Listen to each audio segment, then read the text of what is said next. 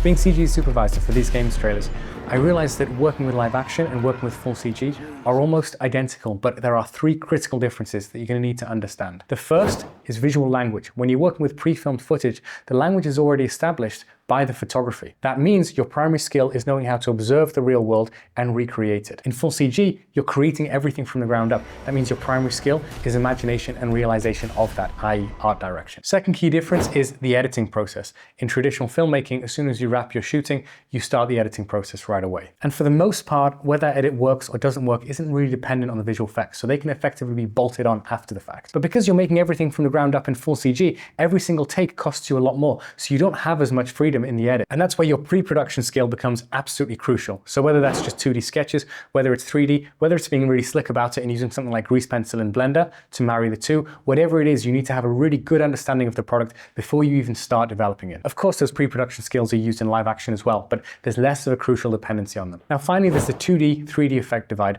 What I mean by that is that a lot of visual effects are effectively just manipulating 2D footage. That's actually quite efficient and quite an easy skill to master. So when you get into the world of 3D, of camera tracking, modeling, of texturing, of lighting, of rendering, all of that stuff, things start to get a little bit more expensive. Now in visual effects, normally 70% of the shots are 2D, maybe 30% of the shots are 3D, but in full CG animation, everything is 3D. That could make it incredibly expensive, but it's where things like the Unreal Engine have become a game changer, because that's a whole world where you can create things in 3D, you can use pre-existing libraries to flesh out realities very quickly and very efficiently. So if your interest is primarily in live action or primarily in animation, I think there is a huge overlap between the two. Just keep these three considerations in mind and you'll be set.